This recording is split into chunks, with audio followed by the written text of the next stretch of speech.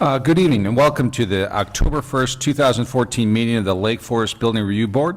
I'm Charlie King, Chairman of the Building Review Board, and at this time I'll ask members of the board to introduce themselves, starting to my left. Fred Moyer. Robert Reda. Michael Bleck. Ted Notz. Ross Friedman. Bruce Grieve. The board is here tonight to work together with all of you, property owners, architects, neighbors, and interested citizens, to continue the long tradition that allows Lake Forest residents and businesses to work together to preserve the qualities and the unique character that make Lake Forest a special community. Our goal is to respect the needs and desires of property owners while balancing the interests of the community as a whole to preserve and enhance its architectural character and landscape streetscapes. For those of you who may be unfamiliar with the Building Review Board, the types of projects that come before this board are those in which the property owners are requesting a variance to allow a home that is larger than permitted by the code, are seeking a demolition permit and approval of a replacement structure, or otherwise involve issues that could not be fully resolved by city staff. It is important to note that over 95% of the building permits are issued by the city without the need of a board review. Thus, the board typically deals with the most challenging and sometimes controversial projects. The City of Lake Forest is committed to conducting open and fair meetings. To achieve that goal, the board has adopted meeting procedures, and all parties will be provided an opportunity to speak. These procedures are outlined on the agendas available at the back of the room, and this meeting is also broadcast on cable television. Speaking on behalf of the entire board and city staff, our objective is to provide a review process that is thorough, fair, and without unnecessary delay. The next order of the business would normally be the approval of our minutes for our prior meeting, but those are still under process right now. So we'll go right into the first action item on the agenda, which is a consideration of a request for approval of a new single-family residence garage and the associated landscape on a vacant land lot located at 101 East Lewis Avenue. No variants are requested. The owner representative is Glattly Development, LLC, with Lori Glattly as a representative. Welcome.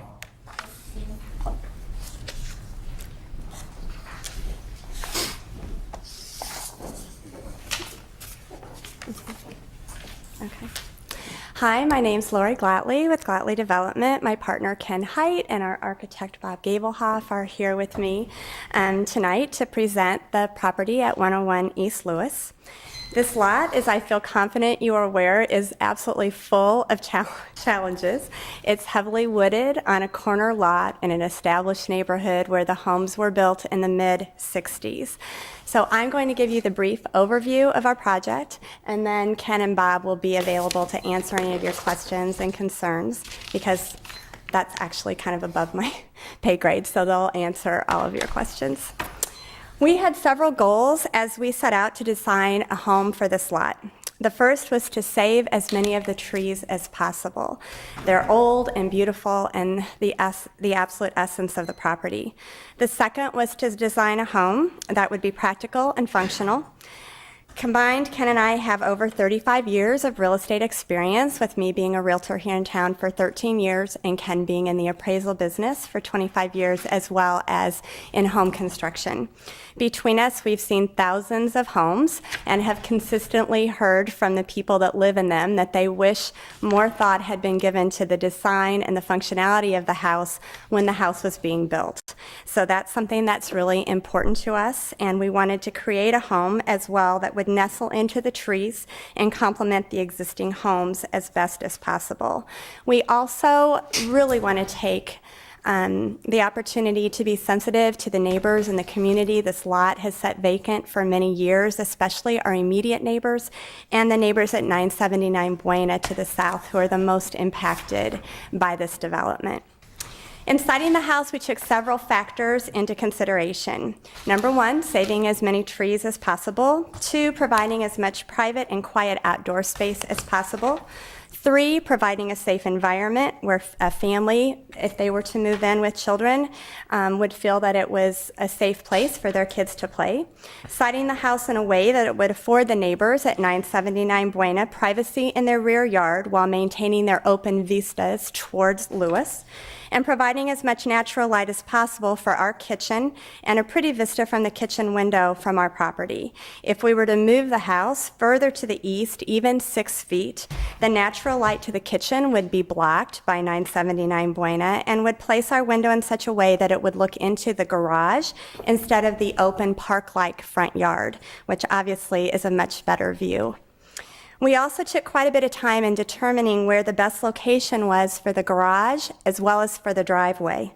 With safety being of paramount concern, having the drive off Lewis was a given, and trying to locate it as far from the corner as possible, save as many trees as we could, and then also wanting to be sure that we were conforming with the other homes on the street. In order to do that, we went out and took measurements of the driveways as well as the side of each corner house along Buena to be sure we were in keeping with the established norms for the neighborhood. And we are. The average garage is about 81 feet from the curb, with the least being 54 feet. Ours sits at about 82 feet. On the corner lots, the average house, whether it be the side of the house or the garage, sits about 75 feet from the corner of the adjacent property, and ours will be 69 feet from the southwest corner. Finally, wanting to have our outdoor living space be as private as possible, the east side of the house was the natural spot, again, as far away from the steady stream of traffic on Buena as possible. All these factors pointed us towards locating the house as far to the east as possible, away from Buena. We saved a couple of significant trees. We provided more privacy for the neighbor at 979 Buena.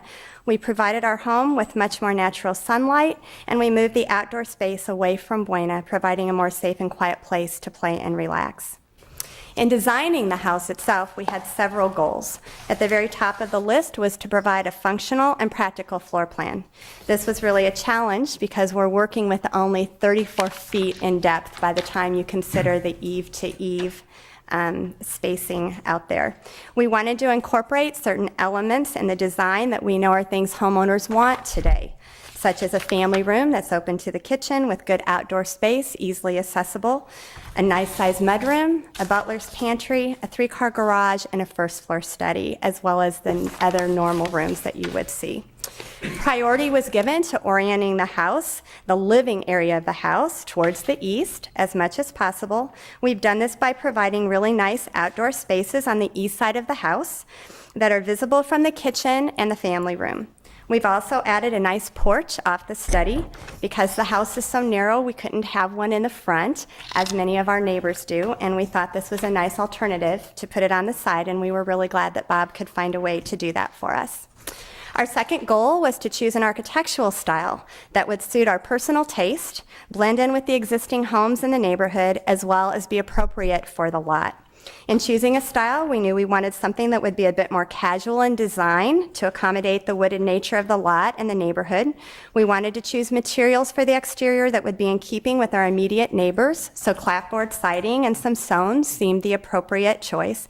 And we wanted to do our best to minimize the massing where we could. H.O. Stone is a neighborhood, as you know, comprised of many different types of homes with many different types of architectural styles, as you can see here. Georgians, colonials, craftsmen's, Tudors, contemporaries, farmhouses, ranches, and two-stories. It's not unusual at all to find varying degrees of roof heights, styles, etc. right next to each other. So we did not feel one style over another stood out as being mandated by the surrounding homes. We felt the clapboard siding was a bit softer than brick and would help minimize the massing, so we wanted to choose a style that would allow us to incorporate that material. We've chosen an eclectic Tudor design that allows us to use the elements we like, such as gabled roofs and the arched recessed doorway, as well as the types of windows and dormers commonly seen in Tudor homes.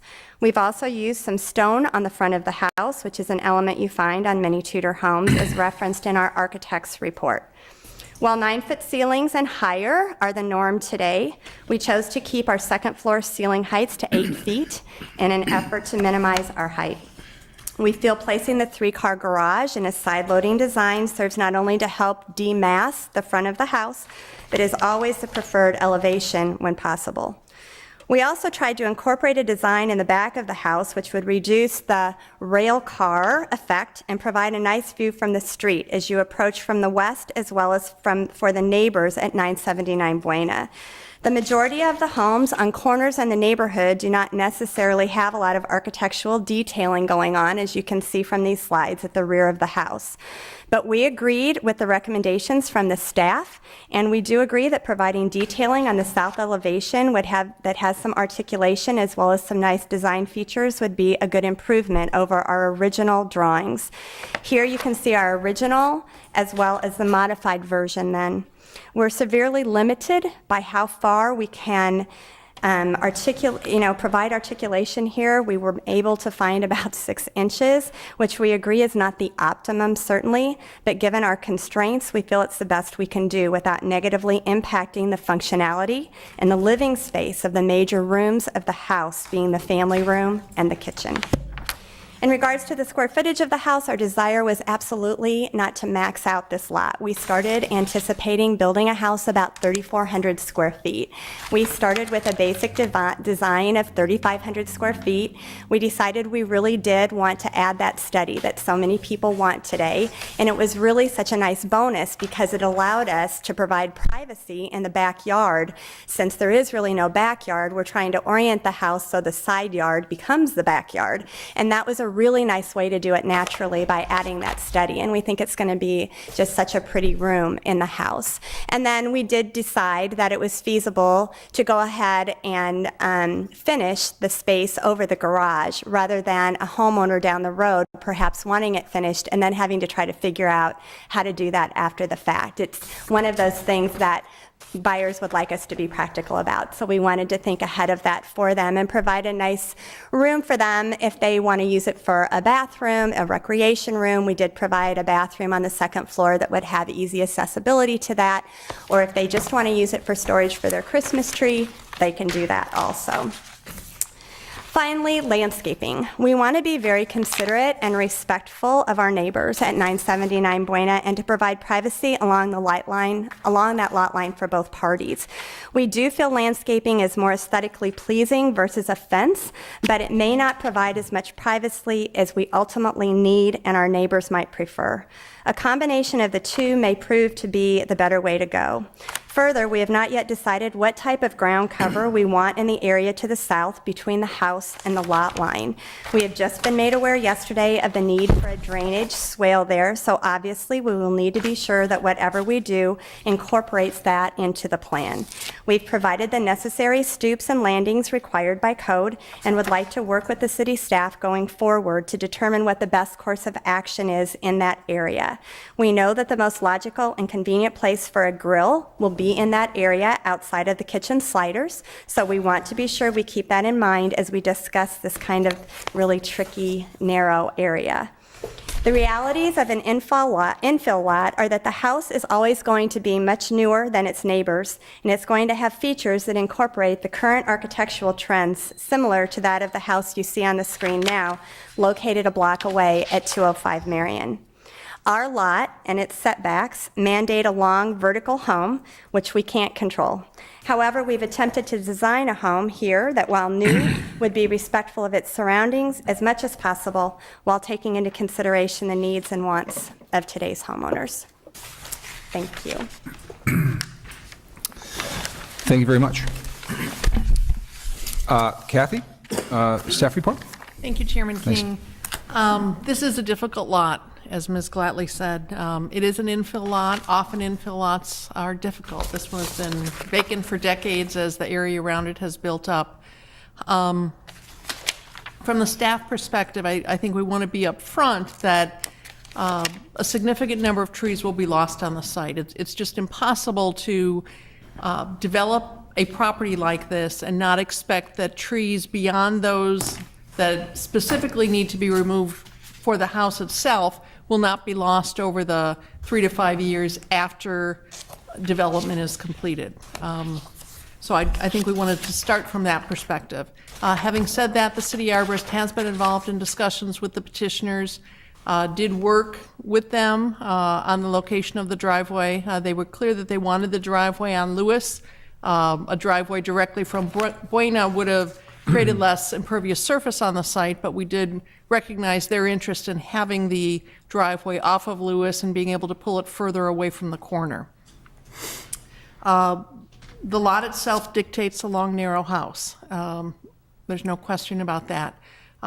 This house was designed with the full front facing toward Lewis, and the rear of the house is very close to the property to the south. On the petitioner's preliminary grading plan, site plan that was submitted, they did indicate a swale along the south property line.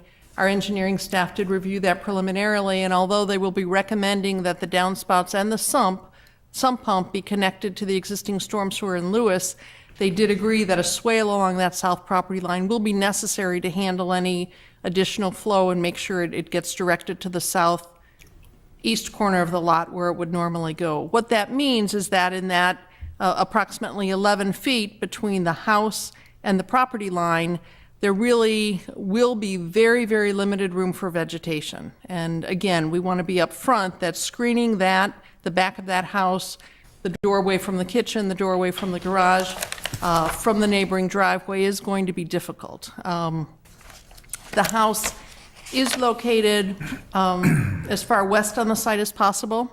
The edge of the garage, the corner of the garage is right at that front yard setback line along Buena. From a staff perspective, we did give consideration as to whether shifting that house somewhere between 5 and 10 feet would give a little bit of relief. It would relate the patio on the new house to the backyard of the neighboring house. It would relate some of the home itself, some of the building itself, to the neighboring garage, but it would provide a little bit more relief for the front of the neighboring house. Finally, just looking at the massing of the house, really looking for board input. It is an infill lot. We will lose trees. The house is slightly under bulk, but looking for your input. The main mass is a full 2-story. Further information is needed on the detailing. I think we had some discrepancies in the material in the packet, so those might be some questions that the architect could help clarify exactly what is intended. And then we did receive a conceptual landscape plan, but given the tightness of this site, the importance of that south property line, receiving a fully detailed landscape plan that is shown on a grading plan so that we can really understand what is intended for planting and have the city arborist evaluate whether that really will thrive or not, and if there is any landscape lighting proposed, fencing, building lighting, and hardscape. We should also get plans of those, just so, given the tight site, we really can understand the impacts on the neighboring property owners. Thank you. Okay. Thanks, Kathy. Okay, now's an opportunity for the board to ask questions of the petitioner or for staff. And Fred, you want to start us off tonight? I'm not ready for questions, I'm ready for comments, but I'll wait. Okay, I'll so wait for just that. questions at this point, if you don't mind. Bob, do you have any questions? Yeah, I could ask a couple. Thanks for coming tonight. I noticed you guys are going for this eclectic tutor, and I got the same book.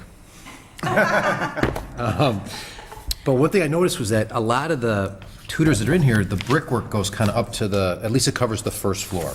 And one of the questions I have is, why did you choose to have like almost a lower wainscoting concept?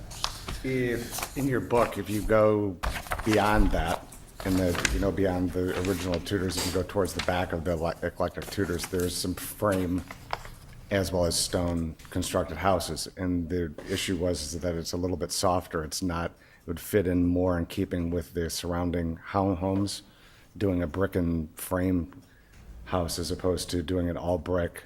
There are very few all brick houses in the neighborhood, so we're just kind of that was our thought process. I took a ride over there today again, and your lot is similar to like 3 other houses going, I guess, south. So I know where you guys are getting the concept of putting the rectangle in. I agree with the staff in the sense that it is big, and there's a lot going on with it.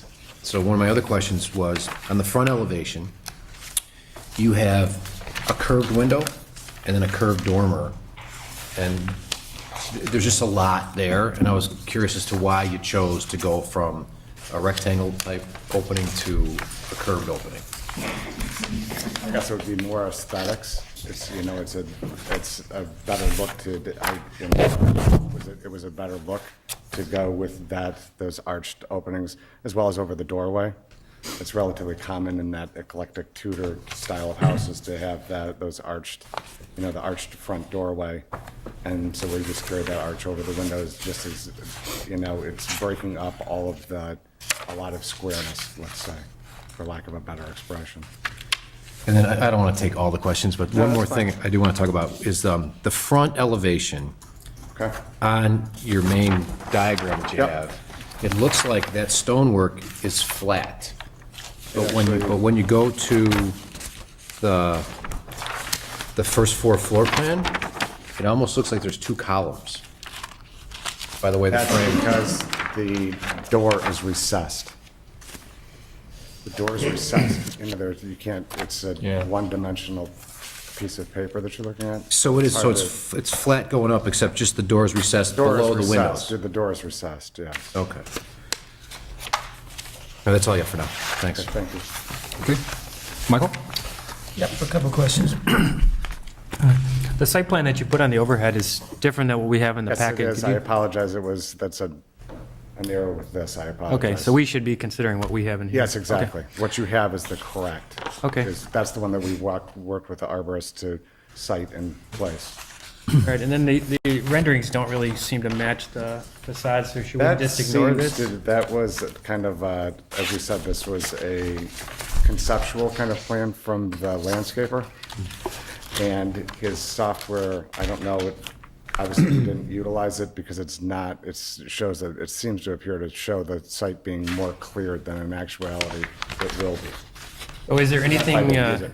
is there Those- anything on these renderings that we would take from it, or should we just ignore them? Just the plantings, mainly the plantings, and you can, you know, some of the first floor elements are correct, but obviously the second floor is not on those renderings that you saw. Okay. And one more question, and I'll kind of let you guys continue on, but I noticed that there is some grade change as you go from west to east, and it does look like you are going to step the building down as you go, and it doesn't really reflect that in these elevations. So how does it really look, or how much does it step as you go from west to east? Yeah, there is a difference of about 1.5 feet from west to east, a drop, and we do have to step the foundation and create a few more steps in the patio on the far east side. So this was conceptual at this time, but we have to Yeah. get the grades worked out. So how high up is the patio above grade? It'll be about 1.5 feet above grade, 3 steps. Okay. Because it looks like it's substantially more than that in the grading plan. That's what I was kind of concerned, because if you could just take a look and see Yeah. how it looks on the grading plan, maybe, We'll and, be studying that, right? yeah, okay. Ted, you have any questions? I do, thank you. Good evening. I am actually a neighbor on a corner lot just like this to the north, so there's probably no one in this room that knows what it's like to live in a house situated like this more than me. So I can appreciate the challenges you're facing. My first question comes back to grading. It's not just the west to east grade, but there's a significant step up in the grade from just the curb of Lewis that you're going to have to get over with a driveway. And I want to understand better how you're anticipating either cutting or filling the site to balance it so that your driveway's not going over a hill to get in, and if you could Right. walk me through that. Well, we want to minimize the amount of cutting because that would affect the trees. And we located the drive to kind of meander through the areas that are a little flatter, and there will have to be some landscaping, a little, retaining to stop the grade drops. But yeah, we want to keep that as unaffecting the trees and the grades as possible. Okay. And to your point about the meandering driveway, that really actually struck me as being very difficult to maintain during the winter with plowing and whatnot. I'd like to understand your rationale behind side-loading the garage instead of front-loading, where you can really much more effectively lay out your driveway and avoid a lot of these issues about turning radiuses and things like that.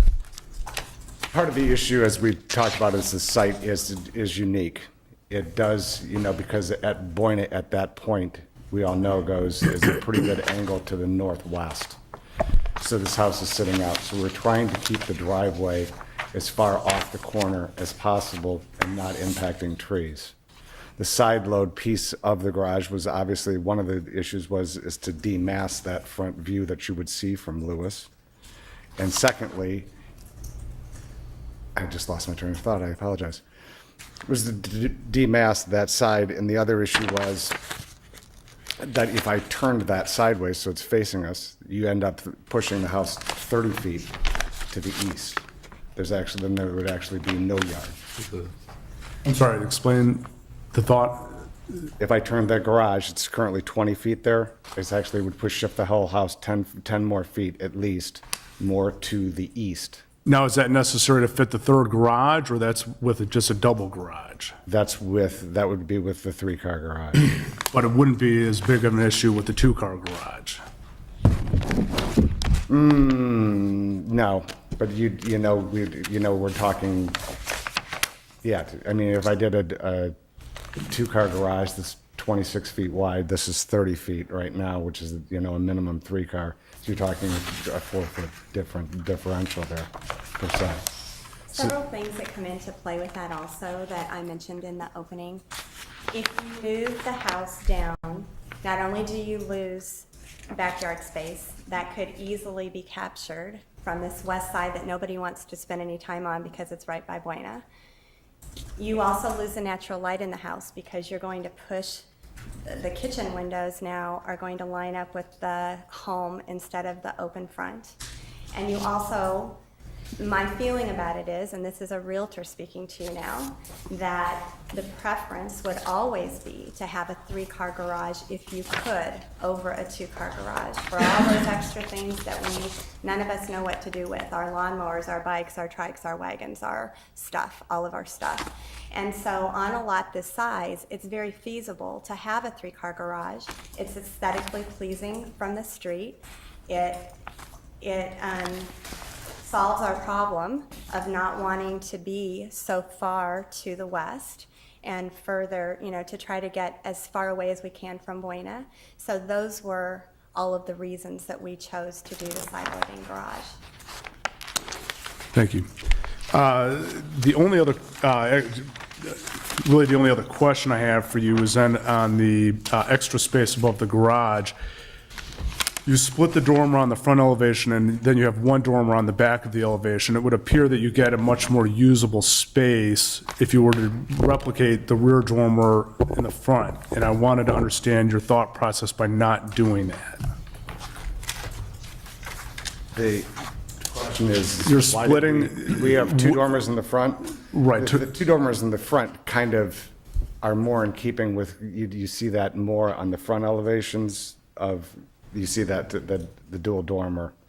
The utility, we did the single dormer at the rear because there's more utility associated with that space on the rear. To do a single dormer in the front, we didn't really even, I mean, it's a consideration at this point, but it wasn't a consideration at the point. This is Tudor style. This is more of the Tudor, per se, the eclectic Tudor kind of style, that's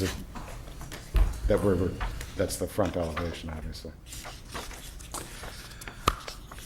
I have no more questions. Russ, thank you. Hey, Lori. Is this a for sale home? I'd like to clarify your color palette. The notes reflect that the stone is natural. It's a natural, What they is call this? it cultured, is it actually a veneer stone, yes. but What it is type a of natural stone? And what is the veneer product? stone. New York? It is, They call it a suede color if you're talking about the color of it. So it has some browns and taupes in it, very neutral in its color palette. it's not the gray Limestone. The issue is we have ordered a sample that we were planning to bring to you. It hasn't come in yet. Many weeks. We ordered it a couple months ago and they just haven't gotten it yet. Is this a natural stone? Yeah, it is a natural stone, correct. You intend to have limestone That was the sills intent, on top yeah. of the, Yeah, to the knee height, yes, correct.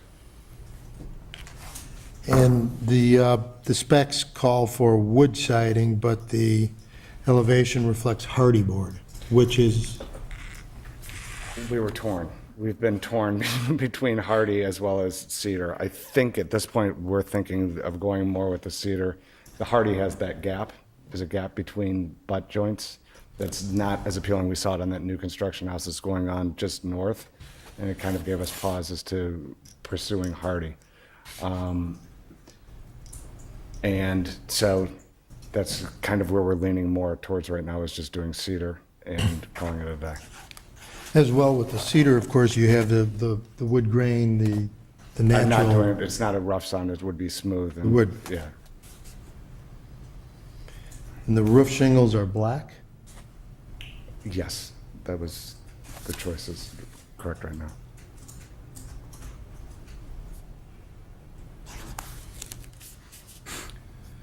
Not a charcoal black, not like, oh my gosh, look at that black roof. Kind of something that would more blend in with it's one of those things where I think you have to take the stone and put it up next to the shingle and find the color that's gonna be, that you can best pull out of the stone, because there's all those different colors until you actually have it. It's kind of hard to decide for sure. There's various colors of black, so it would be something lighter in color, but probably in the black family. I'm not real big on dark brown shingles or, so it would be something soft, not harsh, that would blend with the stone. And what color gutters, downspouts? White. Or off-white to match the siding, whatever the color of the siding is, to match that as close as possible. And the window clad? The color would be, I'm envisioning right now white is the thought. I believe that's what we filled this one as white.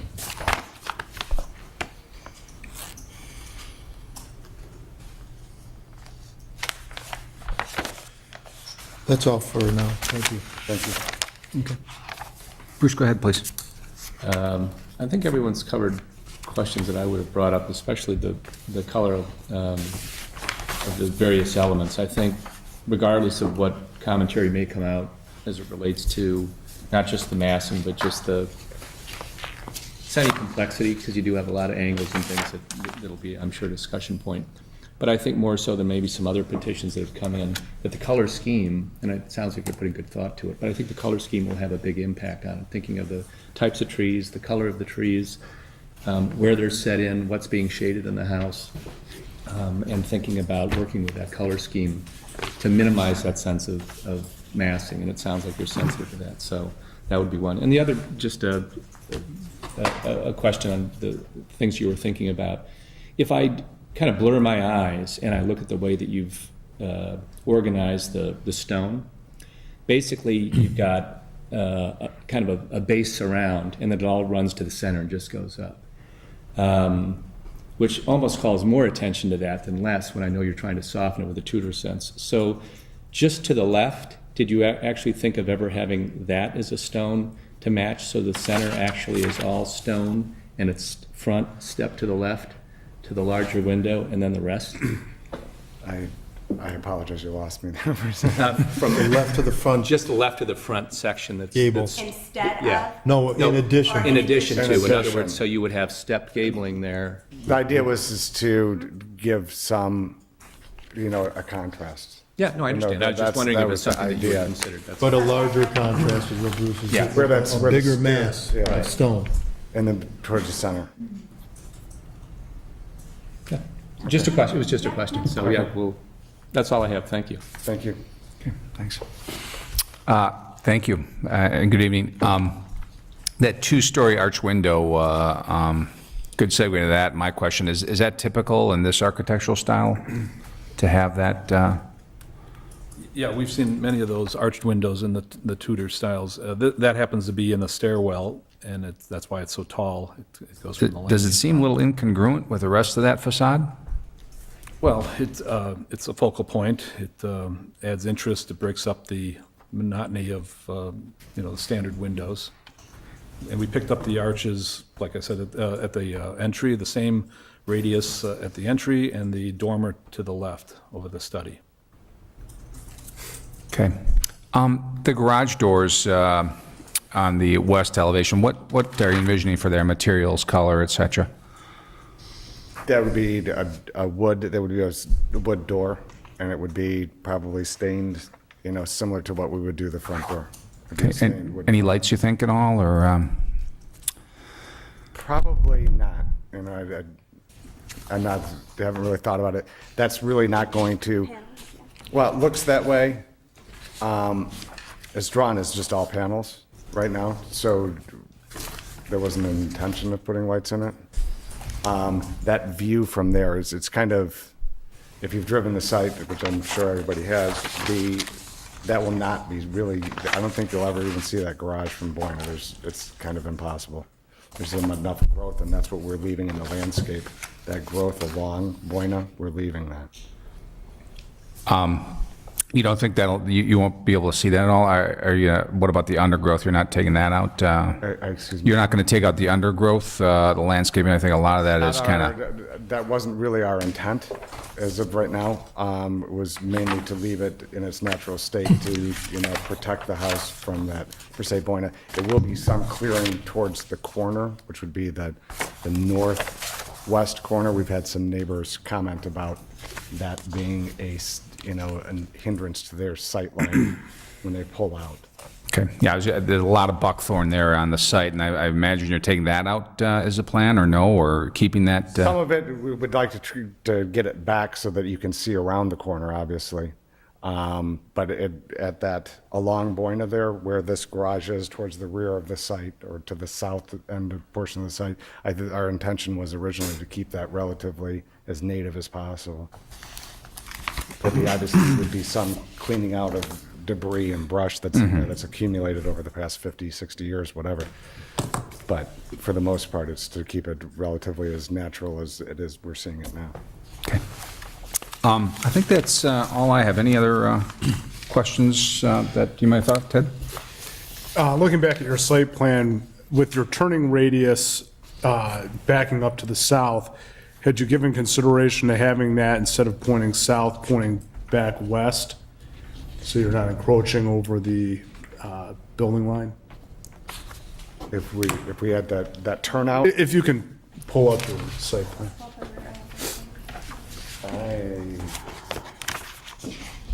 This is why we brought him along, so he could help us do these things.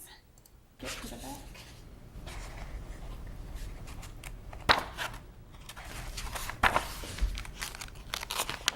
There's a joke here somewhere. How many people does it take? So you have your this turnaround. about this turnout right here. Correct. Having that just back straight Go that west, way. so you're There not are- encroaching over your building. There are some more significant trees in this area, firstly, and secondly, we had talked about reducing the amount of that. We saw the staff comments about that, reducing that radius by about half. And I'm not adverse to that at all. It just, it still works will still do what it needs to do. But that, again, that's not the plan that we're looking at. Exactly, yes. So when you take a look at what That we bump have, out that bump out is relatively similar. there what you're isn't, looking at. it looks, well, on this, in the drawing that we have, it has a retaining wall across the south side of the driveway apron. And so once how much room do you really have to landscape in there? That's what we're talking about. You're talking about here on the south elevation, correct? Yeah, but based on the site plan I and have the, it. Yeah, that's right what we have, yeah. Right, what I'm looking at. Not that one. So what we're talking about now, after looking at the recommendations, That should be dimensioned as 12 feet, correct? On the corner grading of plan? From the corner think of you're the looking at the site garage plan, to Mike. the south property line is 12 I think you're feet. looking at this. So are you looking at the difference between the grading plan and the site plan? So I guess I'm confused on what should we be looking at? Yeah, we can go off the grading plan that you have sitting there, okay? Okay, so if we look at the I don't know grading- that I have a specific copy of it sitting in front of me. I apologize. This could be that's in my error. This is somebody, I can just glance at, but I know what you're talking about. That turnout, you're asking how much space we were going to have.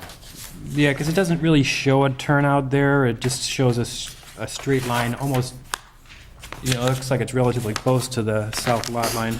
Right, and so you're wanting to know what is the distance between the lot line and the south side of that apron, correct? Well, I That's guess the question? the thing is if you're heading northbound on Buena and you have your neighbor's driveway to the south of you, and there's really no opportunity for screening in there, even if you are able to preserve some vegetation due west of the house, I think it still does open up that garage considerably. Actually, we could pull up a streetscape for you so we can all look at it. If you'd like to take the time to do that. The people on it you have ready to go. How do I just Yeah, I got it. Thank I you got so it. much. I We found it. finally Well, found thank it you. in our Thank you. piles of paper. So if I take this guy and place him right, I think what this doesn't reflect, the site plan, is that our neighbors have a very nice landscaped area on the corner of their property that abuts us. And that is also going to provide some shelter this is from kind of where this, the right area there. you're talking about, right about Yes, there. exactly. So as you can see, it's very heavily landscaped right here, and then the natural vegetation behind. So this is what you see as you're coming down the street. Which one do you want to see? Right now, I From know the you south see to that, the but north. what will you see when you build the house? I guess that's what we're trying to figure out. Right, I think. Where this, right about there, it will be the corner approximately in that location, right about there, will be if I can zoom in, right about in that position will be that corner of the garage. Can you About there. It could be clarify about the there. distance between the retaining wall at the edge of that turnout and the property line? That's not dimensioned on this plan. And I think, to be honest, we don't know. I think what we'd all like to see is for that to Go away. kind of go away. And we're And really open to we're- that. We went that's out and not a- walked it yeah. again today. We went and drove a neighbor's property that has a similar kind of thing, and I put my car there so I could see if you could pull out. My concern is for whoever buys the house, I don't want them to have to work and work and work to get in and out of their garage, right? I want to be sure that there's plenty of room. We've seen this issue in Middle Fork Farms with those 3-car garages. They are just miserable to get in and out of. So I don't want to create something like that when we have the opportunity right now to avoid it, which is why we started with this apron. But when we went and drove it and physically did it, we could see that we probably don't need to have that much of a turnaround. If you just back straight out of the garage, then you have room to still make the turn. So we either can, I don't know that we can completely eliminate it, but we could certainly bring it in off of the lot line and would be very willing and open to do that.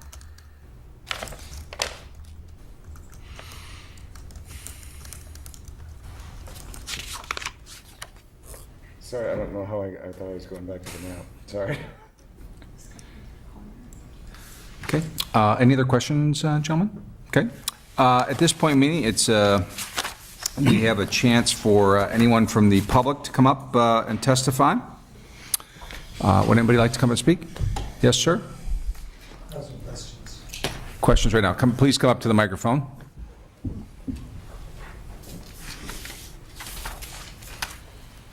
Good evening. My name is Abe Goldsmith. I live at 141 East Lewis, just down the block. Okay. My question, Mr. King, is does the city have an open space ordinance? And does this House of Many Gables fit that ordinance? Okay. Kathy, you want to handle that?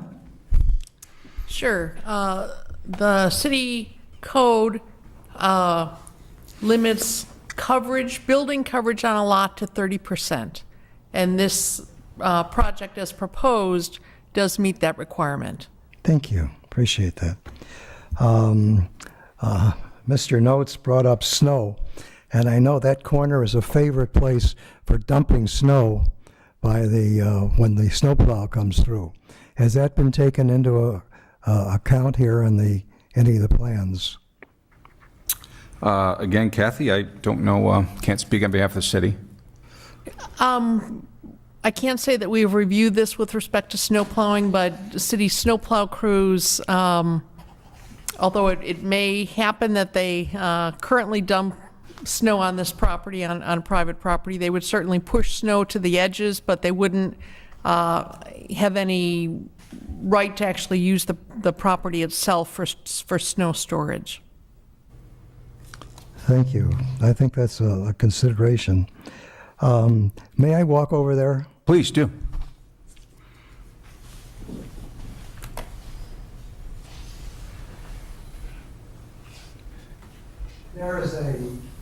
This is a very difficult turn, left turn, for folks coming down Lewis Avenue onto Buena. There is a yield sign on the corner. There's this tree right here, which is okay. In the past, there's been a lot of growth, so folks around have gone and cut that growth themselves. This year, the people that own the lot have done a pretty good job. So we're always looking around the corner to make sure there isn't somebody coming up Buena when we try and make that turn. I'm concerned when you're saying there's going to be a garage over there and whatever, that we're going to have some sort of impediment of seeing around that corner. Okay.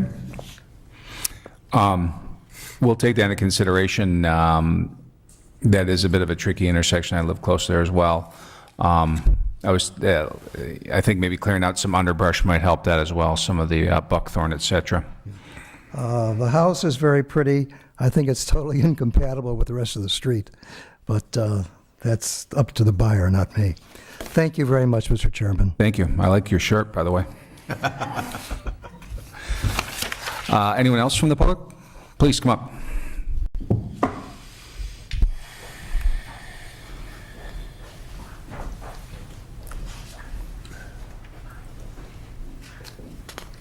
Hello. I'm Eric Lohmiller. This is my wife, Kate. We're the neighbors that have been mentioned several times in this presentation up to this point. We live at 979 Buena, which is directly to the south of this proposed development, and certainly would be the most impacted by what's going on. Thank you guys for hearing us. Thanks for Lori stopping by earlier this week to present the project personally to us, and she gave us the preliminary landscape plan, which is part of the packet, and we had the opportunity to look at it for the last couple days. And we just moved to Lake Forest actually earlier this year from the city, and we were well aware this is an empty lot next to us, and definitely expected there to be development there. We chose this neighborhood because we want to know our neighbors. It's not an isolated area. The lots are relatively modest size. We've met a lot of people. We want our kids to know the neighbors. But we also want the development there to enhance and not destroy what makes this a really nice neighborhood. There's a couple points that I want to make. None of them have to do with the look of the house. You guys seem to be fully qualified to handle that. It's more of just the size of the house, the way it looks relative to the neighboring houses, which was alluded to prior to me coming, and really what the development's going to do to the natural features of the lot, which, in my opinion, really make the neighborhood. There's a particular slide or page in your packet that shows the Lewis streetscape with the house neighboring to the east. And I think that kind of illustrates the disproportion of this particular house to the others. Our house is, I believe, one of the wider houses in the area, and it's 64 feet. This proposed house is about 93 feet, which is significantly about 50% wider from the street view. What that does is translate to a larger footprint of the house, certainly with a 3-car garage that's entered from the side, the overall developed area is significant. And what that does is really, it destroys mature trees. There's 3 trees in particular that are highlighted on that site plan. Numbers 980, 970, 995. I don't know if you guys have been on the site. They're tagged with the small metal tags. They're significant trees, old growth oak. They basically characterize the neighborhood, and to lose those trees would be tough for us personally as a neighboring lot, but also for the neighborhood as a whole. So I really think that the development needs to take into account the overall feel of the neighborhood and what makes Lake Forest what it is. And besides the trees on the 101 Lewis property, the 11.5 foot, I think it's 11'6" setback from our property line is close, and that was presented, and that's a challenge with that long lot and the required setbacks off the street and property to the east. What that does is push the house as far south as it does. Construction of a basement is going to necessitate excavation, which is sloped back and likely be only a couple feet from our property line. It's probably going to be about a 10-foot cut for an 8.5-foot deep basement. There's significant vegetation on our property immediately adjacent to the property line. It's undoubtedly going to be affected by this development. In particular, there's a 24-inch diameter tree on the southeast corner, or just off the southeast corner of the house. It's identified on the landscape plan. It's not tagged, but it says 24-inch. Based on tree preservation guidelines, there's a critical root zone of 1 foot per inch. It's a 24-foot radius from that tree. I would imagine the excavation is only going to be a few feet, so it's likely that tree is going to be severely impacted. So I think that should really be taken into consideration. Overall, the development is definitely maximizing size of the house. It's only 3% under maximum allowable square footage. This results in a large footprint, like I said, with the side garage too, which is going to affect a lot of trees on the property. I read the residential design guidelines that the city publishes. They talk a lot about rhythm of structures on a particular street. I think this would be out of rhythm with the structures in the area. And there's also a lot of emphasis on preservation of historic and natural elements, which I think need to be taken into consideration. I think the guidelines have been followed, and it's evident in the way the city looks. It's what makes it special. It's one major reason we moved here. I think it's evident that in other communities it wasn't followed, and I think it's what makes this a nice place to live, and I just hope that that's considered. Thanks for your time. Thank you very much. Anyone else? Okay. Seeing that, there's anything in there that you would like to comment on, Kathy, or respond to? I do think as we see a more detailed landscape plan, that it will be helpful to identify trees within 50 feet on both the property to the east and property to the south, so we can have the city arborists take a look at how those might be impacted. I think that's a valid point with this tight lot. So you might want to add that as an additional point of consideration if you choose to do that. Okay, great. There's a chance for the petitioner to come up and rebut any of those comments from the public.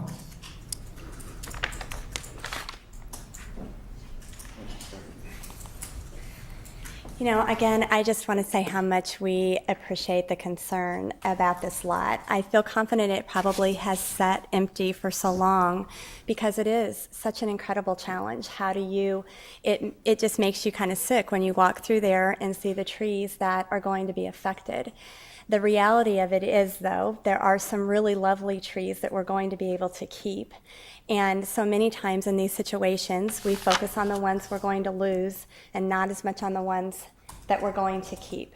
The city does have a program in place for replacing trees that have to be taken out. When you buy a property and it has a building envelope and you are fitting into the building envelope, according to the requirements of the city and doing all that you can to try to salvage the trees, yes, building does impact root structures, and we're aware of that. We can't dictate where the building envelope is. I mean, quite honestly, we'd love it if it was sitting way off the south line, right? Because we'd love to have all that backyard space, but on a corner, that's not an option. So we are trying to work with the city arborist to do everything that we can to save the trees that we can save, especially those that are outside the building envelope. We want to put the driveway in a way that isn't close to those trees, et cetera. So as far as the impact on our neighbor's property, I have to be honest with you, I don't know exactly how you address that, because 50 feet obviously would go into the middle of their yard in some places, because our lots are so close to one another and that building envelope is so close. And I'm sure that you probably run into this a lot and have a plan in place for that again, the city can give us direction with. We're very open to working with everyone. However, the building envelope is what it is. It does dictate the design of the house, and it really limits at 34 feet deep what you can do. There isn't a lot of room for movement from north to south, certainly. We have done all that we can to try to do that without losing the functionality of the living space inside. Okay, thank you very much. Any final questions from the board to the petitioner staff? Okay, seeing none. Now a chance for the board to have our internal discussion and comment on the petition. Fred, we'll give you a break. How about we start down on Bruce's side here? What are your thoughts on the petition, Bruce?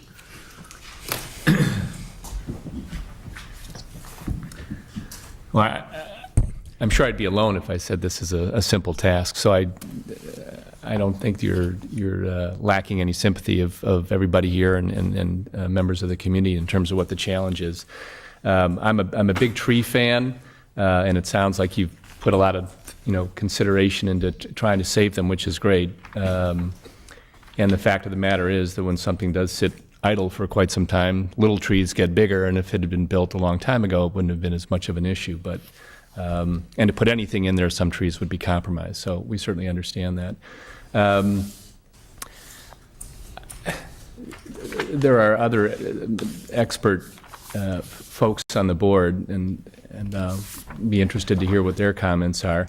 I have to say that the rhythm word is I think is a very a good word for the rhythm of the neighborhood. So I think of the rhythm word maybe less in terms of the overall size. I think I understand that you're pushing the limits of what you're allowed to do, but you are doing it within the allowances that are there. So then the question is whether or not within those allowances are there some adjustments that could be made that would have the structure fit more within the rhythm. So I had mentioned before the color schemes. I think that can count for a lot. You have a lot of trees and blending with the trees. Certainly that'll make a difference. It's just a visceral reaction. I look at it, it does feel a little bit busy. And I understand the concept of eclectic, and I can see that. But as I think of the properties in the area, the rhythm of it is that they happen to be a little simpler. So if you're going to go for a larger size, the question is whether or not there are some softening elements that could be put in place. And these may not be the best examples, but again, it's just an observation.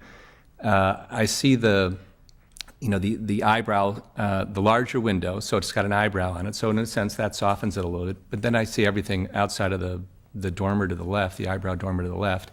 I go to the right side and I see larger shed dormers, and I ask myself, well, if those actually were eyebrow and softened, wouldn't that actually balance things out a little bit and make that side of the house softer? So with the dropped elevation, and I think if you had eyebrow dormers there, it would complement the left side. And I think it would soften the sense of that overall massing. And then I can almost visualize that while those structures are there, if the far east and the far west structures feel softened, then basically I'm just looking at a structure in the center, and if that were the only element in the property, I think there would be less concern about the massing. So what you could do with that to soften that, I think that would be very helpful. And maybe this is just a bad idea, but I just look at it and I see that curved window, and Chairman King asked, I think it was Chairman King asked about that and whether or not there was consideration of other windows that would match that. And the window just to our left of that one, what you call the staircase window, was there any thought of actually making that a bow window where it actually would bump out? Because then basically at a distance, what would happen is it would give a sense of the top being angled, so it wouldn't be a true eyebrow, so you feel like you're doing eyebrows everywhere. But if it actually curved out a little bit, the shadowing now would give it more of a sense of that. You had talked about more the traditional Tudor style, and that's actually for larger structures, that's not an uncommon element. So it's just a consideration, far more aesthetic than anything else. But again, I'm thinking of things that actually soften the look a little bit. So the more you get things that are curvilinear with so many angles on there, I think that might soften the overall look. Outside of that, I'll turn to my neighbors and... Thanks, Bruce. Yep. Ross? I concur with Bruce's sentiments, and the word of the evening is rhythm to me. And not only rhythm of the neighborhood, but the rhythm of the site specifically. And it is challenging, recognizing that, and you guys understood that going into this, that this site is a challenge, and you inherit that challenge. And you inherit the neighborhood, and they will inherit you. And that's what we're all about here. So my concerns are this rhythm, and the items that Bruce mentioned are appropriate and can go a long way to softening what you've designed. I would question whether it would be in your best interest in the neighborhood to take it even further and perhaps reduce it is a bulky, large facade for that site. And frankly, that's a concern. And so my way of thinking is I think it would be well-served to determine methodologies for reducing that mass. And true, it may reduce square footage, and that may impact marketability. Frankly, being in the business, I think it swings the other way and may actually enhance in today's market, but that we're not here to, that's your business. So I just, from a global perspective, I'd rather not throw ideas and half-baked notions about how to accomplish that other than this global notion of reducing mass, being more in keeping with the rhythm of the site, the neighborhood, your neighbors, and having a more natural, organic structure. You have a right to build. There's no question. I feel as though that it's not organic, and that concerns me. That's all I have. Thanks, Ross.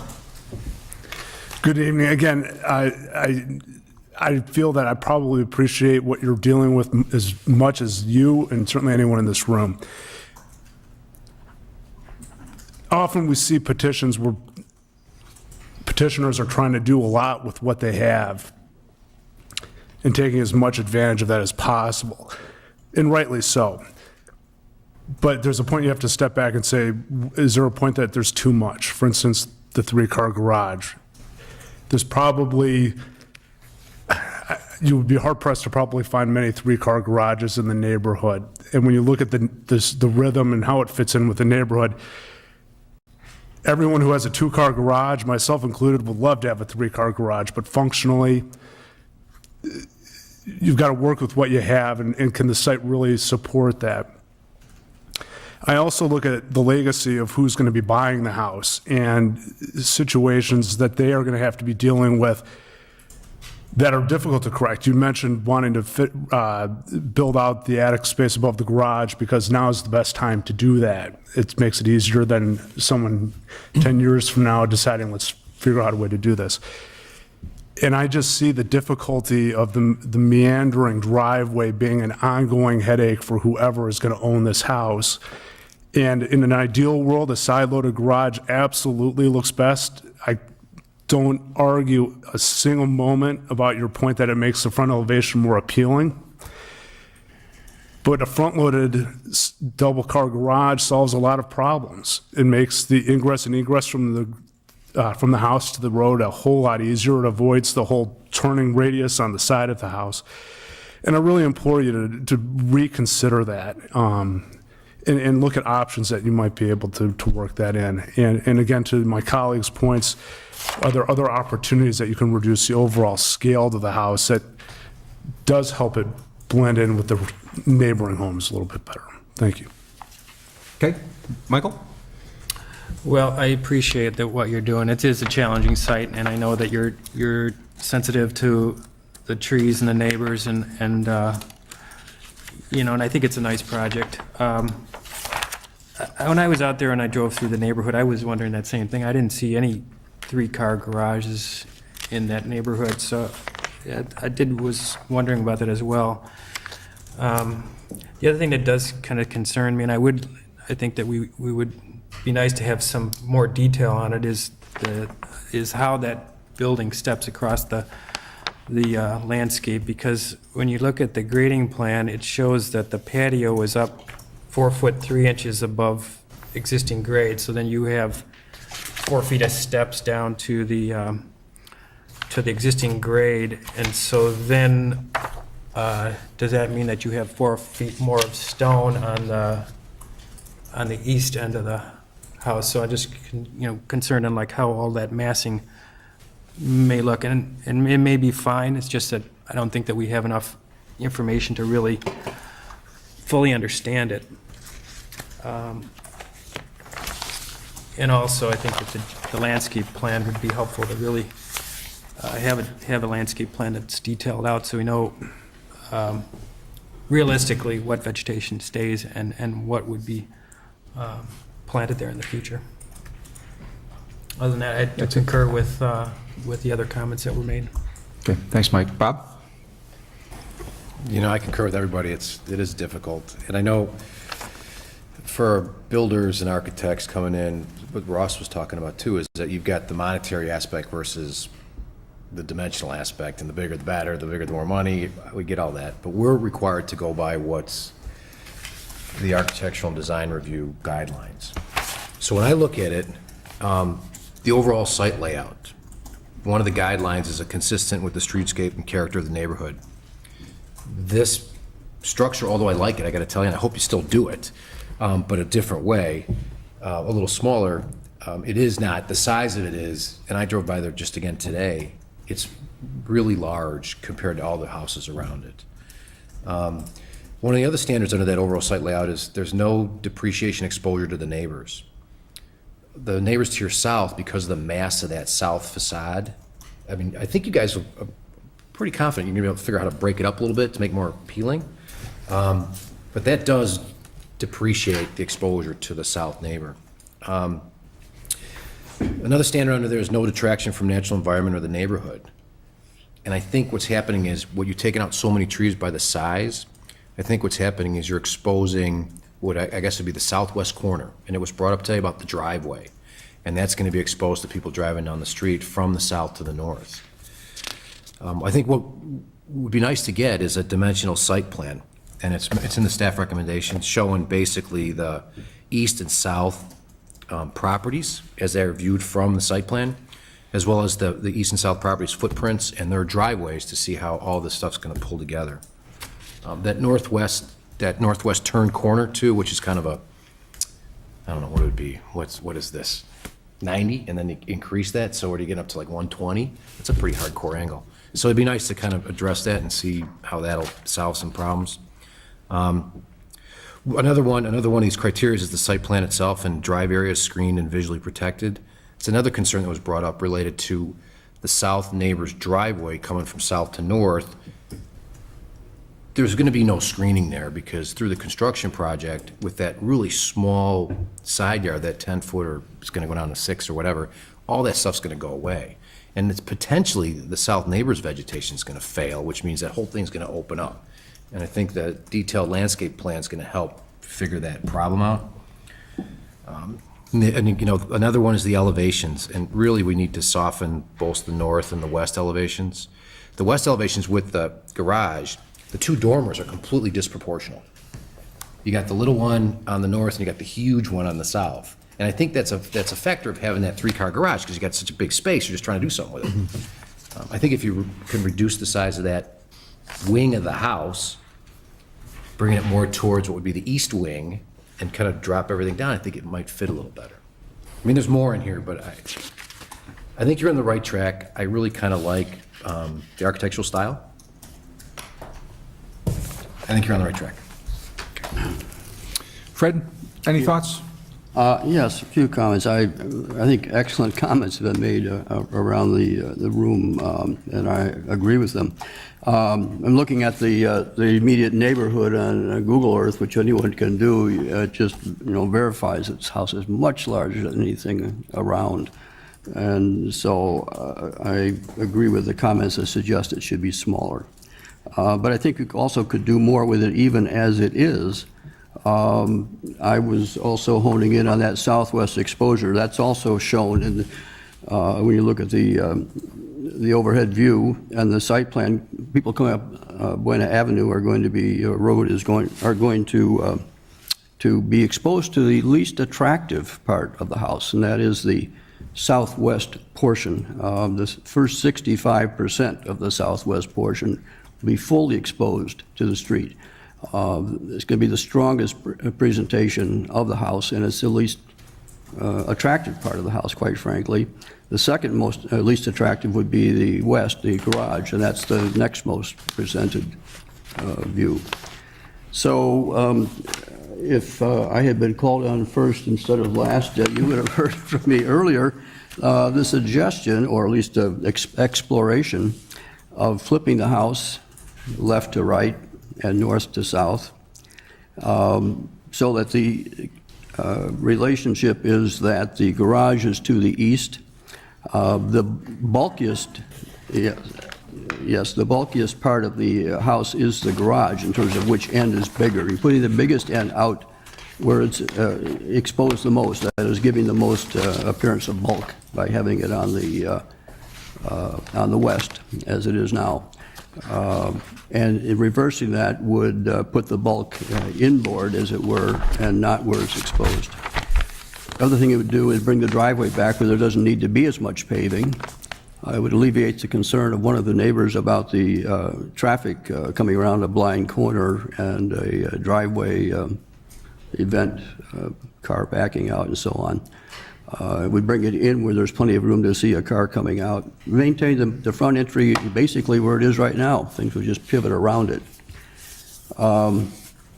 Anyway, what that also does is the most attractive end of the house, frankly, right now, is the east end, and you put that on the west end, you would see it. The other thing is that the best sunlight is from the south. There's no sunlight, direct sun from the north, and so the issue was earlier, or in the presentation, was a concern to get light, or a goal to get light into the house. Your best shot for that is the south, and the majority of the south is not benefiting from that. With that flip, your living spaces would then get a nice surround. And also, I think with this, you could maintain more of the trees. Less trees would go because the trees are getting shot out with this large driveway, serpentine, and the back out and all the rest. So those are my thoughts about that. And then regarding the elevation, some really nice comments were made by Board Member Grieve there about the stone. That is to say, the stone that is around the doorway, which is a good feature, extending it to the next plane behind it, which has that curved window. That stone element presently is the most vertical part of the house. In other words, it's got grade level up to roof is uninterrupted. Everything else is segmented with the wainscot. And that verticality is offset in a negative way by the windows right over the doorway.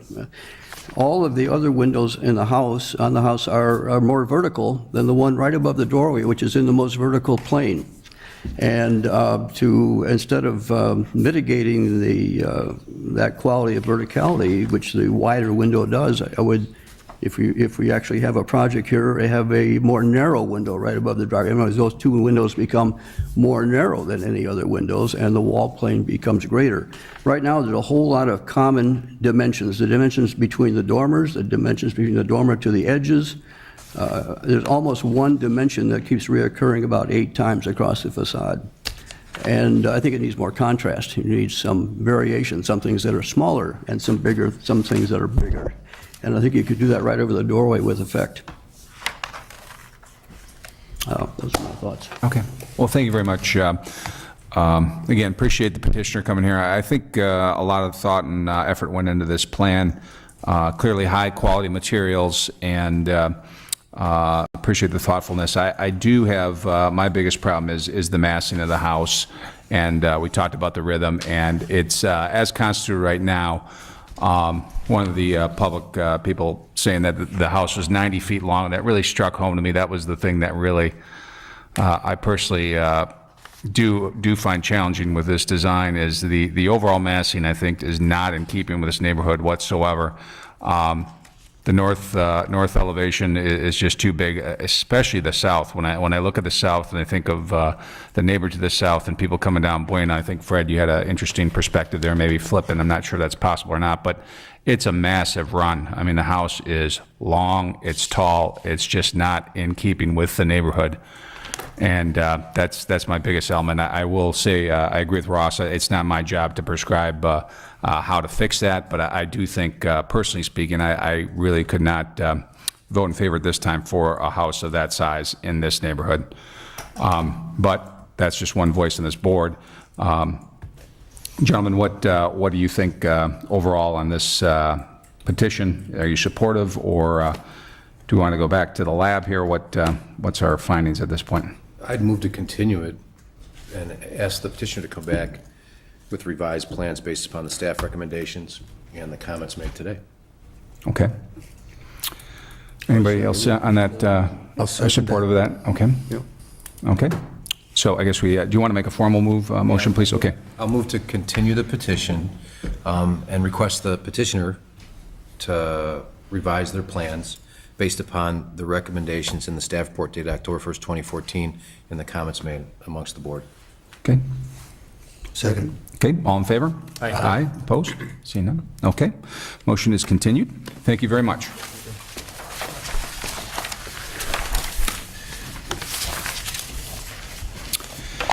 The next item on the agenda is consideration of a request for approval of a new overall signage plan for the private bank located at 920 South Waukegan Road.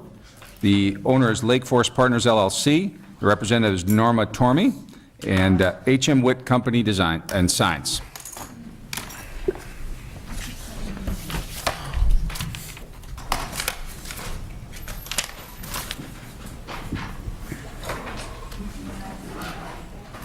Good evening. Good evening. Good evening. I represent a sign company that's been chosen to change out the logos for the private bank in 19 different locations around Chicagoland. Not sure who the original manufacturer was for the signs that exist now on Waukegan Road.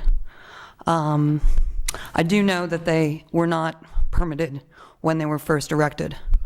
In an attempt to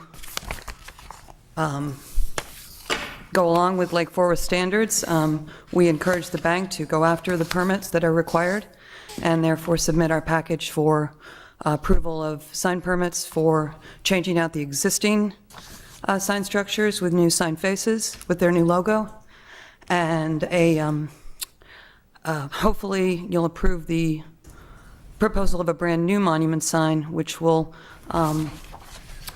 increase their visibility on the corner of Waukegan and their main driveway that enters into the Starbucks McDonald's parking lot. I do not have a slide presentation prepared, so I'm hoping you can follow along with the packet that's been filled out to you. As I said, these are all existing signs, with the exception of sign number A. We'll talk about that later. If you'd like me to go one by one, I'd be glad to do that. Well, why don't we pause there? Gentlemen, has everybody had a chance to take a look at this petition or no? And I don't want to force this down anybody's throat here, but I think going over a dozen signs might be a little counterproductive, unless anybody has Sign 2 and specific sign A. questions on them. If that's all right with you, Kathy. Yeah, maybe cut to the chase here. No argument. No argument? Okay. So rather than go each individual one, we have a staff report, and in them, they did an excellent job of locating the signs and the logos and everything else. So I think we're pretty well versed in it. And we do have recommendations from the staff as well. So if you're comfortable with it, I might just kick it over to Kathy. We can move this along quite rapidly in that Absolutely. case. Okay, great. Yeah, Are you comfortable with that? absolutely. yes. Okay, great. Kathy, do you want to just go right into the staff report and... Sure. Hold on. Thank you, Chairman King. There was originally, when Private Bank was constructed, there was an approval for an overall campus signage plan. There have been a couple of regulatory signs that were added over the years that weren't part of the overall plan. But what you see is part of a plan that was originally approved. It does exceed, because it's a campus-type development, it was given special approval, so it does exceed the allowable sign size and the number of signs. But as was reviewed in the staff report, really what's happening in virtually every case is that the sign face is being changed out.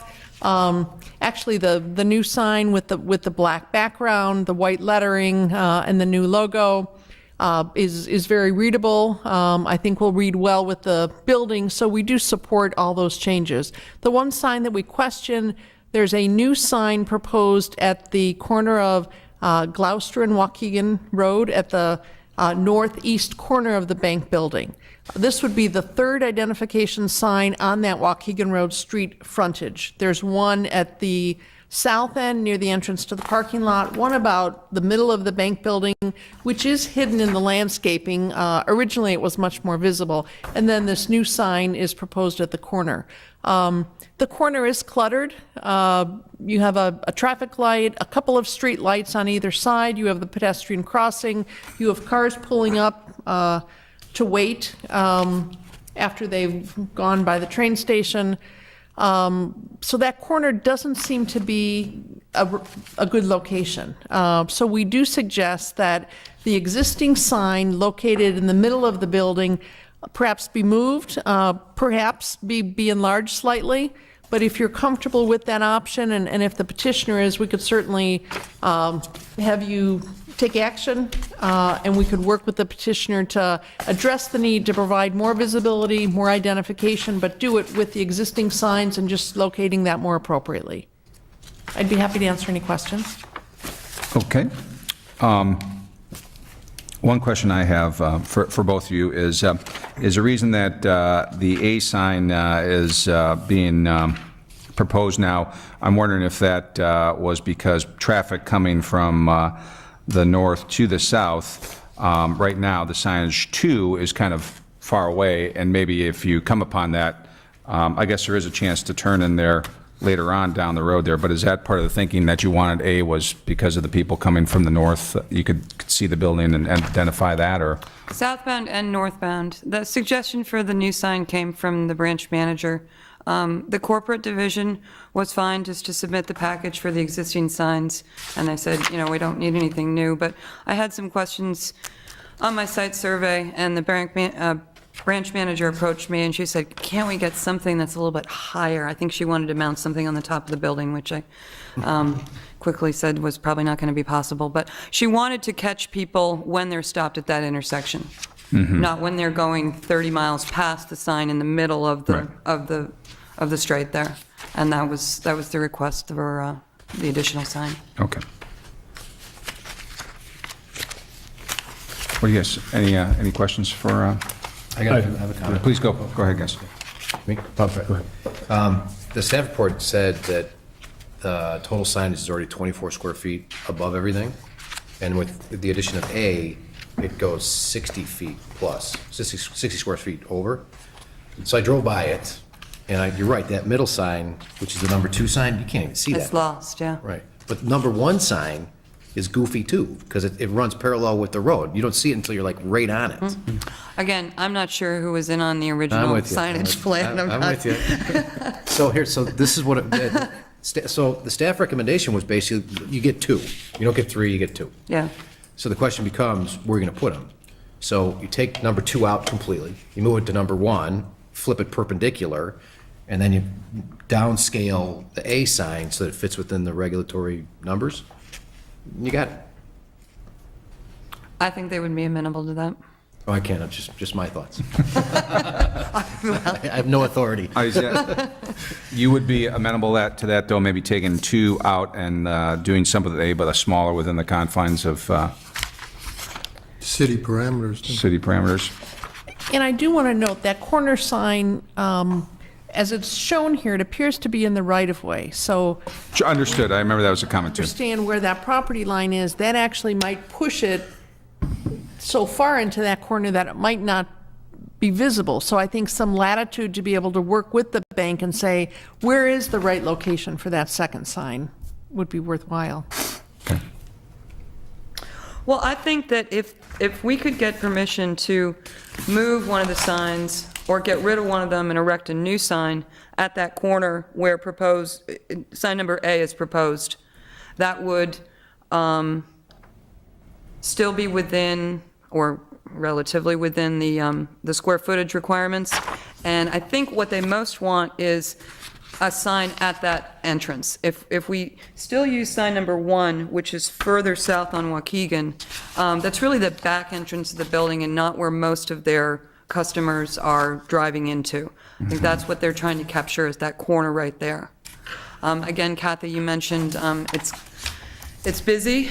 There's light posts, there's the pedestrian walkway with the push button. But maybe if we were to scale it down a little bit, then it could fit better in that corner there. And not in the right-of-way. Correct. Yeah. I'm comfortable with that. What do you jump? Ted, you got... A couple questions. You're not conflicted out on this? I'm not conflicted. I am conflicted, but not because of this. What kind of materials are you looking to do sign A out of? Well, it would be very similar to the brick base that appears on sign number 2. Excuse me, I'm sorry. It would be an aluminum sign with a 6-inch base, also constructed of aluminum. We could add some brick elements there to conform with the rest of the space. As we proposed it right now, we're kind of amenable to other suggestions, but this is what we've come up with so far. Halo lit lettering to read the private bank in Lake Forest on 2 sides of the sign, and height not to exceed the 60 inches as allowed. Right. The only other question I have is, in sign 1, there's a lot of redundancy. You've got the name and logo appearing twice on the same sign. With whatever, I wholeheartedly agree, 2 sign locations, you pick them, but limit it to 2, and and revisit how sign 1 is depicting. I mean, say the message once and however you want to present it. And also, again, come back with the materials that something in keeping with the look that you've already established. So, do you suggest that we flatten those 2 faces so that they don't form a V? Which Honestly, I think is the most annoying part of that particular sign. I leave it to the sign experts, but I'm troubled by having the same message effectively. There's not that much of an angle to that sign. To see if you can come up with a better way to say once this is the business. That's all I have to add. Oh, Kathy, one other question I have. With all the other signs, they're all being replaced in the same fittings fixtures that they're already in. You're not changing the outside dimensions of these signs. No dimension change, no height change, no. They're all like for like, with the exception of the new color scheme and the new logo. Great, thank you. I just said, Go ahead, Bruce.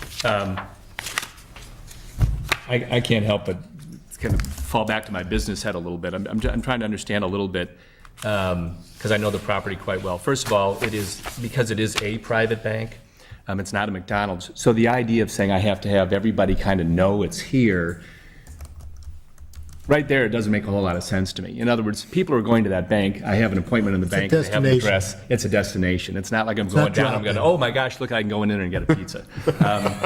So I'm very comfortable with the idea of let's not overdo it with the signage. I think people who are members of that bank are pretty familiar with where they're going, or if they haven't been there before, you mention the corner and you're there. So that's a better designation than having signs all over.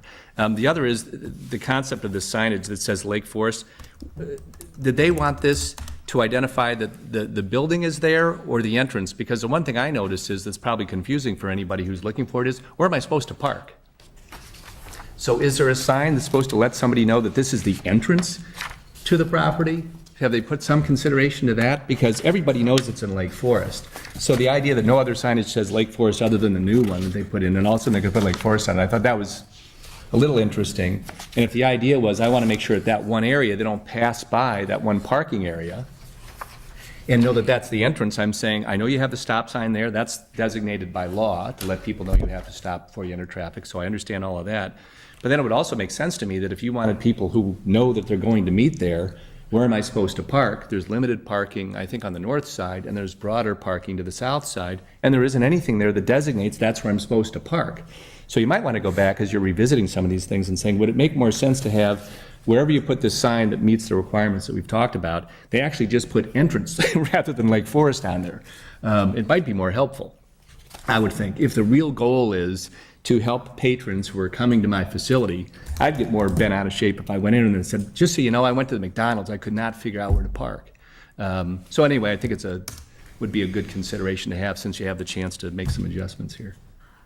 May I respond? Absolutely. The reason that sign appears as it does is that it's a constant in their whole signage plan. Tinley Park, Mount Greenwood, Palos Heights, Worth, all those municipalities. But none of these other ones have it on there, that's why I was confused. No, I'm sorry. All of these other bank branches, their main pylon sign appears just as it does there, with the logo and then the name of the municipality below it. So But this isn't, So to your consistent point, across. then they might still achieve that by placing sign A where sign 1 currently. yeah, that's what I was gonna say. If that's the major And- signage for the and- property, that's where it would be, rather than this additional smaller one. That's why I was confused. See, the one now that they've been talking about that has the V on it, that you might want to soften it, according to this, that's not the one that says Lake Forest, unless I'm reading this wrong. That's not what No, that one that says Lake Forest does not exist. That's the proposed That's new New sign. sign. That's Right. A. But is that the proposed new sign where the V is? No. No. It's not. That's what I'm saying. That to That's me at is the the one that looks corner as though of that's the official name Gloucester. and name of the bank, and That's that where you one wanna doesn't go. say Lake Forest. That's what I'm saying. That's where I'm kind of confused. Well, This I seems think to be that's- more of a secondary signage, and I always think that companies, when they have their major signage, would be, if that's how they designate it, and then the secondary signage. I would agree with you, and again, I think it goes back to the original signage plan of, Okay. we know not who designed that. I would have put the main monument sign where we're proposing to put sign A, and not where this, slate V sign is, Got it. kind of out on the south hinterlands. So I'll leave it as you go back and have them revisit some of the comments here. You can add that to the mix is probably the best thing to do, just to make sure that they're clear on what do I want to accomplish with this signage as opposed to just put my name in a bunch of places. So, and the new signage, which I totally respect. It's the new brand. They have every good reason to do that, so. That's it for me. Great. Any other questions? Otherwise, yeah, go ahead, Ted. The only, on Bruce's comment, one other thing I personally found confusing, I did not, as I was driving around the lots, really understand where the entrance was. And then the curious thing was, to get through the drive-through, you had to go through the back entrance, and you couldn't Do it get from the there back. going on the west side. It was very confusing, and I would highly suggest you go back to review making, as you're going through the effort of the expense of redoing these signs, I implore you to have the conversation that it needs to be made more clear in terms of if you need to go where, which entrance do you want to pull into? Thank you. Good comment. My suggestion, gentlemen, is that we have very capable staff, and I've done many sign work, as much sign work in the past, so I'm thinking that maybe we agree with Kathy's recommendations here, but give her and anybody else from the city leeway to kind of address these things, to come up with a package that works both for the city and with the business owner, with your blessing. I agree. Okay? Let's motion it. Okay, I move to conditionally approve the petition based upon the staff's recommendations and the petitioner's compliance with staff recommendations, as long as there's only 2 signs on Waukegan Road. I'll second. Okay, all in favor? Aye. Okay, motion passes. Thank you very much. Thank you very much. Good luck. Thank you. Seeing that there's no one from the public to testify further, do we have any motion for adjournment? So moved. Second? Second. Okay, we are adjourned. Thank you very much. Thank you.